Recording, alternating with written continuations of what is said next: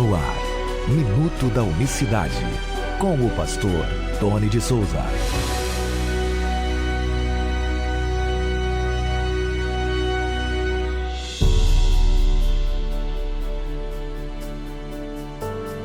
Olá, queridos, graça e paz da parte do nosso grande Deus e Salvador Jesus Cristo. Excelente sexta-feira para você que acompanha o Minuto da Unicidade, dia 17 de novembro de 2023. Até aqui nos ajudou o Senhor. E se Deus quiser, no mês que vem vamos estrear o programa, um programa próprio na Rádio Betel FM do Rio de Janeiro, transmitido online para todo o Brasil, e no FM para Barra, Recreio e Jacarepaguá, zona oeste do Rio de Janeiro, que eu conheço muito bem. Sou carioca, nascido e vivi lá até os meus 39 anos. Já estamos há mais ou menos 6, indo para 7 anos aqui em Campinas, com muita alegria no meu coração. Gosto muito do meu estado de origem, graças a Deus. E nós vamos começar um programa por lá, e, claro, cujo objetivo do programa é ir se desenvolvendo, crescendo, para falarmos da unicidade. Então, acompanhe a Betel FM do Rio de Janeiro, para você que é do Rio, para você que é da Zona Oeste, Barra, Recreio, Jacarepaguá, uma emissora de pequeno porte, né? Outorgada, legalizada, não é rádio clandestina, e nós vamos estar ao vivo. Quero agradecer aos irmãos que têm orado por nós, e não é fácil manter um programa próprio para falar principalmente da unicidade de Deus. Que Deus nos ajude e você ore por nós, tá bom? Das riquezas da unicidade de Deus, nos Salmos 22, nós extraímos grandes ensinamentos. E esse salmo é um salmo que fala do poder e da glória do Messias, aliás, do sofrimento do Messias. Esse sofrimento é que nos traz a glória, a riqueza da salvação. Engana-se quem pensa que o Salmo 22 ele se resume apenas no verso 1, que diz lá: Deus meu, por que me desamparaste? Nós já temos falado disso muito aqui no Minuto da Unicidade, no livro que eu escrevi. Aliás, você que não recebeu ainda o livro, bastante pessoas para a gente entregar. Estamos fazendo um trabalho gradativamente, paulatinamente, mas você se sentir à vontade, entre em contato comigo. Olha, pastor, adquiri o livro, como é que está a situação? Vou te botar a par. E aí, quem sabe, a gente agiliza. Os envios estão sendo feitos todas as quartas-feiras, tá bom? Essa semana foi quinta, né? Com exceção do feriado, nós enviamos uma remessa na quinta-feira. Mas faz contato com a gente, não esqueça, nos ajude aí a agilizar o processo, tá bom? Bom, mas não é somente, como eu estou dizendo aqui, o versículo 1, que ele né? Aquele brado do Senhor Jesus, né? Deus meu, por que me desamparaste? Ele é um salmo que ele está muito altamente interligado, ou melhor, ele é direcionado para o Senhor Jesus.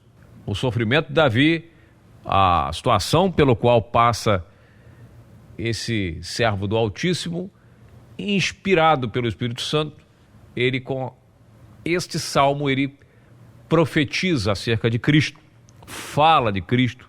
Isso é uma unanimidade entre os teólogos.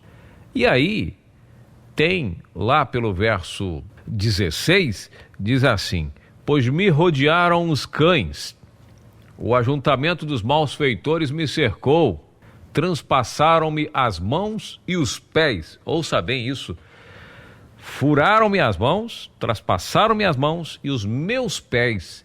Isso é muito forte, porque aponta diretamente para o que aconteceu na crucificação do Senhor Jesus Cristo. Há aqueles que negam a crucificação. Não, foi no madeiro, não teve nada de prego em mão, não teve nada de prego de pés. Eu estava ouvindo uma pessoa falando esses dias: não, ele foi amarrado no madeiro, botaram lá, amarraram uma estaca, porque não podia, a cruz não era dos judeus. Ora, é claro que Jesus não foi condenado, a pena dele não foi imposta para ser condenado à morte pelos trâmites dos judeus, ou seja, pela lei dos judeus. Tá? Ele foi crucificado, ele foi condenado a uma execução romana.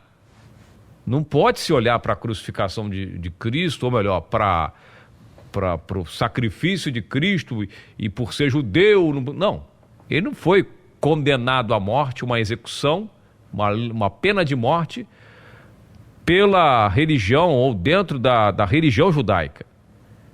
Aliás, eles até tentaram várias vezes apedrejá-lo, que aí essa sim, apedrejar, a morte por apedrejamento era uma das execuções da lei. Mas Jesus não foi executado através de inúmeras provas históricas, muito documento histórico e bíblico. Ele não foi condenado dentro dos moldes. O julgamento de Cristo, sua execução, foi algo assim totalmente fora. Ele foi para a mão dos gentios. Os judeus empurraram ele para as mãos dos gentios. Só isso. Simplesmente isso. E aí nos facilita, porque se a gente for olhar o modelo... Agora, a cruz era feita de quê? De isopor? Ou era feita de quê? De que material? De madeira, evidentemente. Então isso aí... mas ele não pode ter sido condenado por morte de cruz, porque isso aí não era... Claro que não era nos moldes, não era uma execução de acordo com a lei judaica. Mas o detalhe é que aqui diz nos originais que no salmista fala, olha, o Messias aqui não é nada mais do que nada menos do que o próprio Jeová dos Exércitos. Furaram minhas mãos e meus pés. E quando você vai lá, que o Senhor Jesus aparece para os seus discípulos, se você ler lá no Evangelho de Lucas, lá pelo versículo 37 em diante, ele diz, não fica assustado não é um fantasma não, olha aqui minhas mãos e meus pés. E aí ele fez questão de mostrar que essa profecia de fato foi se cumprida no momento em que ele ressuscita. Verso 39, para ser mais exato, diz aqui, vede as minhas mãos e os meus pés, que sou eu mesmo, apalpai-me, vede. Um espírito não tem carne nem ossos, como vedes que eu tenho. Verso 40, e dizendo isto, mostrou-lhes as mãos e os pés. Isso aqui não foi intenso, não foi assim, displicência, só para provar. Não, foi algo muito forte para provar que as escrituras estavam sendo cumpridas ali naquele momento. Lembra o que diz no Salmo 22? Transpassaram minhas mãos e meus pés. Esses discípulos tinham conhecimento exato das escrituras.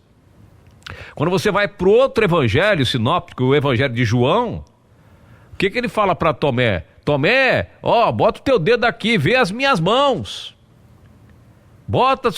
Vê aqui, olha as minhas mãos aqui furadas, Tomé. O que ele disse? Vimos o Senhor, no verso 25 ali de João, capítulo 20, né?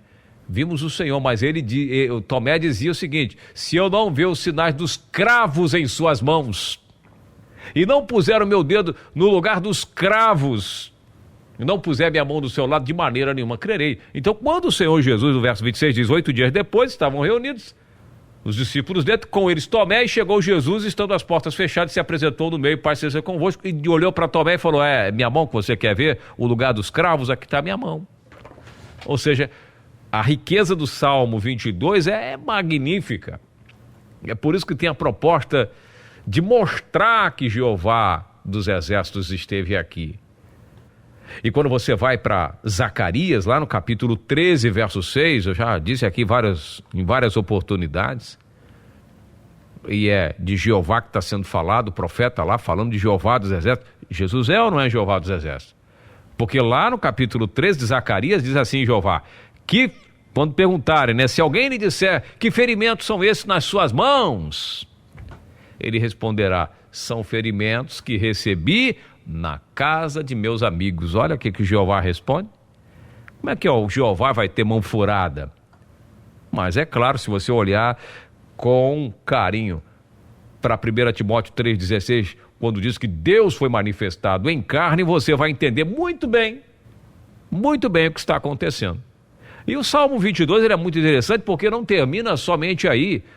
Nós iniciamos lendo o verso 16. Quando você lê o verso 18, diz assim, repartem entre si as minhas vestes, lançam sorte sobre a minha roupa. Verso 18, Salmo 22.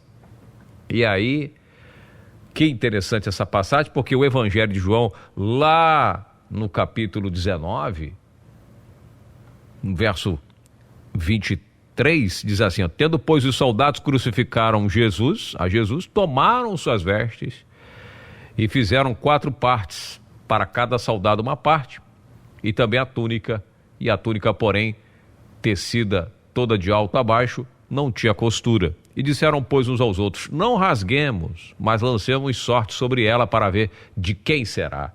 Para que se cumprisse a escritura que diz, repartiram entre si as minhas vestes, e sobre a minha vestidura lançaram sortes. Os soldados, pois, fizeram estas coisas. Aonde está escrito? Que escritura é essa que está sendo citada?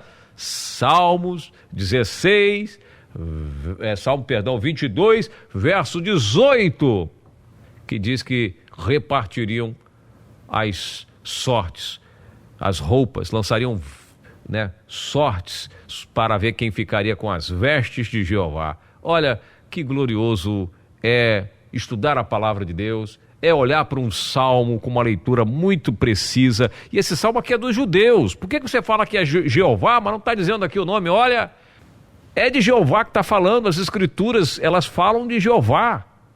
Elas falam. Elas não têm outro Deus a não ser o próprio Jeová. Os judeus sabem de quem está sendo falado aqui no Salmo 22. E se eles estivessem atentos ao que aconteceu com Cristo do começo ao fim, saberia que ele é o grande Messias de Israel que foi crucificado por eles, a mando deles. Toda a morte de Jesus foi tramada pelos judeus. Sobre eles pesam essa condenação. Bom, eu vou ficando por aqui. Desejo a você as suas orações. Agradeço o seu apoio, a você de qualquer parte do Brasil e do mundo que acompanha o Minuto da Unicidade. Muito obrigado pelo seu carinho. Um bom final de semana. E segunda-feira a gente volta. Eu não tenho gravado essa semana, fiquei uns 2 ou 3 dias sem gravar, devido ao trabalho, ao montante de serviços aqui. Estamos com déficit aqui na empresa e por isso um tempo vai embora, mas a gente está aqui na luta, seguindo em frente e nos preparando, se Deus permitir, para a gente começar com o programa agora no mês de dezembro. Forte abraço para você, uma boa sexta-feira, graça e paz, até segunda. Minuto da Unicidade.